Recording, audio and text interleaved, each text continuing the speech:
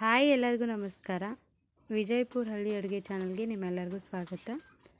ನಾನಿವತ್ತು ನಮ್ಮ ಉತ್ತರ ಕರ್ನಾಟಕದ ಹಳ್ಳಿ ಮನೆಯೊಳಗೆ ನಾವು ಮಜ್ಜಿಗೆ ಸಾರು ಹೆಂಗೆ ಮಾಡ್ತೀವಿ ಅನ್ನೋದು ಇವತ್ತಿನ ನನ್ನ ವಿಡಿಯೋ. ಇದು ರೊಟ್ಟಿ ಅನ್ನ ಜೊತೆ ಅದು ಎಲ್ಲ ಬರುತ್ತೆ. ಹಾಗಾಗಿ ಈ ಥರ ನಾವು ಮಜ್ಜಿಗೆ ಸಾರನ್ನ ಮಾಡ್ತೀವಿ. ನೋಡಿರಿ, ಮಜ್ಜಿಗೆ ಸಾರು ಮಾಡೋದಕ್ಕೆ ನಾನು ಒಂದು ಬೊಗಣಿ ಮಜ್ಜಿಗೆ ತೊಗೊಂಡಿನಿ. ಮಜ್ಜಿಗೆ ಸಾರಿಗೆ ಹಾಕೋಕ್ಕೆ ಒಂದು 7-8 ಮೆಣಸಿಕಾಯಿನ ಜಜ್ಜಿ ಇಟ್ಕೊಂಡಿನಿ. ಇವಾಗ ಈ ಜಜ್ಜಿ ಇಟ್ಕೊಂಡಂಥ ಮೆಣಸಿಕಾಯಿನ ನಾನು ಇವಾಗ ಮಜ್ಜಿಗೆ ಒಳಗೆ ಹಾಕ್ಲಾತೀನಿ. ನೋಡಿರಿ, ಈ ಥರ ಹಾಕಿ ಇಟ್ಕೊಂಡಿನಿ. ಇವಾಗ ಒಂದು ದೊಡ್ಡ ಬೊಗಣಿ ತೊಗೊಂಡಿನಿ. ಅದಕ್ಕೆ ಇವಾಗ ಒಂದು ಮಾಪ ಎಣ್ಣೆ ಹಾಕೋತೀನಿ. ನೋಡಿರಿ, ನಮ್ಮ ಉತ್ತರ ಕರ್ನಾಟಕದಲ್ಲೇ ನಾವು ಇದಕ್ಕೆ ಮಾಪ್ ಅಂತೀವಿ. ಒಂದು ಮಾಪ ಎಣ್ಣೆ ಹಾಕೊಳಕತ್ತೀವಿ. ಇವಾಗ ಒಂದು ಸ್ವಲ್ಪ ಸಾಸಿವೆ ಹಾಕ್ಕೊಂಡೈತಿ. ಈಗ ಒಂದು ಸ್ವಲ್ಪ ಜೀರಿಗೆ ಹಾಕೊಳತೈತಿ. ಇದನ್ನ ಇವಾಗ ಒಲೆ ಮ್ಯಾಗ ಇಡ್ತೇವೆ. ನೋಡಿರಿ, ಒಲೆ ಅಂತ ಹಚ್ಚಿಟ್ಟಿದ್ವಿ. ಇವಾಗ ಇದಕ್ಕೆ ಒಂದು ಸ್ವಲ್ಪ ಅರ್ಶಿಣ ಪುಡಿ ಹಾಕೋತೀವಿ ರೀ ಮಜ್ಜಿಗೆಗೆ. ಆಗಳೇ ನಾವೇನು ಹಸಿಮೆಣ್ಸಿಕಾಯಿ ಹಾಕ್ಕೊಂಡಿದ್ದೀವಿ, ಅದಕ್ಕೆ ಒಂದು ಸ್ವಲ್ಪ ಅರ್ಶಿಣ ಪುಡಿ ಹಾಕ್ಕೊಂಡಿವಿ. ಇವಾಗ ಇದಕ್ಕೆ ಒಂದು ಸ್ವಲ್ಪ ರುಚಿಗೆ ತಕ್ಕಷ್ಟು ಉಪ್ಪನ್ನ ಹಾಕೋತೀವಿ. ಮತ್ತು ನಾನಿದು ಮಜ್ಜಿಗೆ ಸಾರು ಮಾಡೋದಕ್ಕೆ ಉಳ್ಳಾಗಡ್ಡಿ ಮತ್ತು ಕೊತ್ತಂಬರಿನ ಹೋಳಿಟ್ಕೊಂಡಿದ್ವಿ. ನಾವು ಜೋಳದ ಹಿಟ್ಟು ಹಚ್ಚಿ ಮಜ್ಜಿಗೆ ಸಾರು ಮಾಡೋದ್ರಿಂದ ಜೋಳದ ಹಿಟ್ಟನ್ನ ಹಾಕೊಳಕತ್ತೇವೆ. ನೋಡಿರಿ, ಈ ಥರ ಜೋಳದ ಹಿಟ್ಟು ಹಚ್ಚಿ ಮಜ್ಜಿಗೆ ಸಾರು ಮಾಡಿದ್ರೆ ರೊಟ್ಟಿ ಜೊತೆನೂ ಉಣ್ಬೋದು. ಹಾಗಾಗಿ ಈ ಥರ ಜೋಳದ ಹಿಟ್ಟು ಹಚ್ಚಿವಿ. ಇವಾಗ ಇದು ಜೋಳದ ಹಿಟ್ಟು ಹಾಕೇವಿ ನೋಡಿರಿ ಮಜ್ಜಿಗೆ ಒಳಗೆ. ಅದನ್ನು ಮಜ್ಜಿಗೆ ಜೊತೆ ಕಲಿಸ್ಕೊಳಕತ್ತೀವಿ. ಈ ಥರ ಹಿಟ್ಟು ಗಂಟಾಗ್ಲಾರಂಗೆ ನೀಟಾಗಿ ಕಲಿಸ್ಕೊಳಕತ್ತೀವಿ. ನೋಡಿರಿ, ಮಜ್ಜಿಗೆ ಹಿಟ್ಟು ಕಲಸಿಟ್ಟಾದ್ಮ್ಯಾಗ ನಾವು ಆಗಳೇ ಎಣ್ಣೆ ಏನು ಕಾಯಕ್ಕಿಟ್ಟಿದ್ದೀವಲ್ಲ ಅದು ಚಟಪಟ ಸಿಡಿಲಾತೈತಿ. ಇವಾಗ ಅದಕ್ಕೆ ಉಳ್ಳಾಗಡ್ಡಿ ಹಾಕೊಳಕತ್ತೀವಿ. ನೋಡಿರಿ, ಹೆಚ್ಚಿಟ್ಕೊಂಡಿದ್ದಷ್ಟು ಉಳ್ಳಾಗಡ್ಡಿ ಮತ್ತು ಕೊತ್ತಂಬರಿನೂ ಎರಡೂ ಒಂದೇ ಸತಿ ಹಾಕಾಕತ್ತೀವಿ. ಇದನ್ನು ಹಾಕಿ ಇವಾಗ ಚಮಚೆ ತೊಗೊಂಡು ತಿರುವಾಡ್ತೇವೆ. ನೋಡಿರಿ, ಎಣ್ಣೆ ಒಳಗೆ. ಇದು ಉಳ್ಳಾಗಡ್ಡಿ ಹಾಕಿ ಮಾಡೋದ್ರಿಂದ ತಿನ್ನೋದಕ್ಕೆ ಮಸ್ತಾಗಿರ್ತೈತೆ ರೀ ಈ ಥರ ಮಜ್ಜಿಗೆ ಸಾರು. ನೀವು ಒಂದು ಸತಿ ಮನೆಯೊಳಗೆ ಟ್ರೈ ಮಾಡಿರಿ.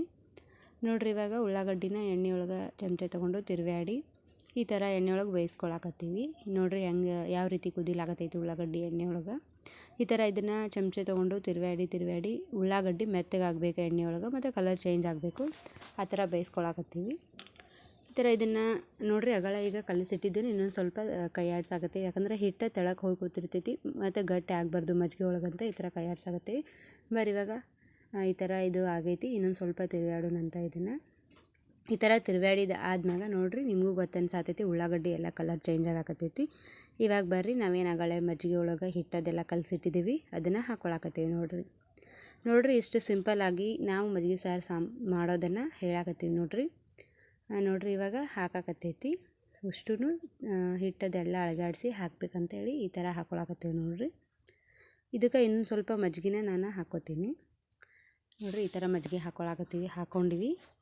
ಈ ಥರ ತಿರುವಾಡಿ ಒಂದು ಸ್ವಲ್ಪ ಹೊತ್ತು ಬೇಯಿಸ್ಕೊಂಡ್ರೆ ಆಯ್ತು. ನೋಡಿರಿ, ಎಷ್ಟು ಸಿಂಪಲ್ಲಾಗಿ ನಾ ಮಜ್ಜಿಗೆ ಸಾರು ಮಾಡೋದನ್ನು ಈ ವಿಡಿಯೋ ಒಳಗೆ ಶೇರ್ ಮಾಡೀನಿ. ಯಾರಿಗೆಲ್ಲ ಇಷ್ಟ ಆಗುತ್ತೆ ನೀವು ನಿಮ್ಮ ಫ್ಯಾಮಿಲಿ ಫ್ರೆಂಡ್ಸ್ ಎಲ್ಲರಿಗೂ ಶೇರ್ ಮಾಡಿರಿ. ಮತ್ತು ಹಾಗೆ ಉತ್ತರ ಕರ್ನಾಟಕದ ಹಳ್ಳಿ ಕಡೆ ಮಾಡುವಂಥ ಎಲ್ಲ ರೀತಿ ಅಡುಗೆಗಳನ್ನ ನಾನು ಈ ಚಾನಲ್ ಒಳಗೆ ಅಪ್ಲೋಡ್ ಮಾಡಾಕತ್ತೀನಿ. ಯಾರಿಗೆಲ್ಲ ಇಷ್ಟ ಆಗುತ್ತೆ ನೋಡಿರಿ, ನಿಮ್ಮ ಫ್ಯಾಮಿಲಿ ಫ್ರೆಂಡ್ಸ್ ಎಲ್ಲರಿಗೂ ಶೇರ್ ಮಾಡಿರಿ. ಹಂಗೆ ಈ ಚಾನಲ್ನ ಸಬ್ಸ್ಕ್ರೈಬ್ ಮಾಡ್ಕೊಂಡು ಸಪೋರ್ಟ್ ಮಾಡಿರಿ. ನೋಡಿರಿ, ಮಜ್ಜಿಗೆ ಸಾರು ಯಾವ ರೀತಿ ಆಗೈತಿ, ಕಲರ್ ಎಷ್ಟು ಮಸ್ತ್ ಬಂದೈತಿ, ಕೊತ್ತಂಬರಿ ಅದು ಯಾವ ರೀತಿ ಇದು ಆಗೈತಿ. ನೋಡಿರಿ, ಇದನ್ನು ಒಂದು ಸ್ವಲ್ಪ ಹೊತ್ತು ಬೇಯಿಸ್ಕೊಂಡ್ರೆ ಆಗುತ್ತೆ. ಇಷ್ಟು ಸಿಂಪಲ್ಲಾಗಿ ನಾನು ಮನೆಯೊಳಗಿರೋ ಐಟಮ್ನೆಲ್ಲ ಬಳಸ್ಕೊಂಡು ಅಡುಗೆಗಳನ್ನ ಮಾಡೋದನ್ನು ನನ್ನ ಚಾನಲ್ ಒಳಗೆ ಅಪ್ಲೋಡ್ ಮಾಡ್ತಿರ್ತೀನಿ. ಅಂದ್ರೆ ನಮ್ಮ ಉತ್ತರ ಕರ್ನಾಟಕದ ಕಡೆ ಹಳ್ಳಿ ಮನೆಯೊಳಗೆ ಯಾವ ರೀತಿ ಮಾಡ್ತಿರ್ತಾರೆ ಅದೇ ರೀತಿ ಅಡುಗೆಗಳನ್ನು ನಾನು ನಿಮ್ಮ ಜೊತೆ ಶೇರ್ ಮಾಡ್ಕೊತಿರ್ತೀನಿ. ಯಾರಿಗೆಲ್ಲ ಇಷ್ಟ ಆಗುತ್ತೆ ನೋಡಿರಿ, ಮಜ್ಜಿಗೆ ಸಾರು ಹೊಯ್ದಾಡ್ಲಾಕತ್ತೈತಿ.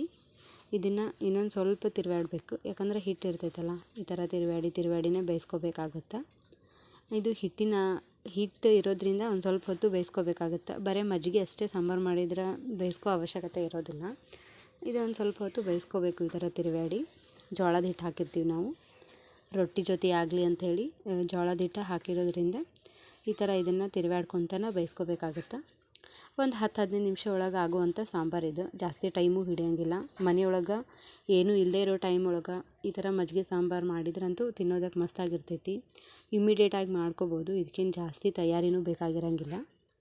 ಮನೆಯೊಳಗೆ ಹಸಿಮೆಣ್ಸಿಕಾಯಿ ಇದ್ರೆ ಮಜ್ಜಿಗೆ ಇದ್ರೆ ಈ ಥರ ಸಾಂಬಾರು ಮಾಡಿಕೊಂಡು ತಿಂದ್ರೆ ಮಸ್ತಾಗಿರ್ತೈತಿ ರೀ. ನೋಡಿರಿ, ಇವಾಗ ಇನ್ನೊಂದು ಸ್ವಲ್ಪ ತಿರುವಾಡೋಣಂತ. ಇದು ಸಾಂಬಾರು ರೆಡಿ ಆಗೈತಿ.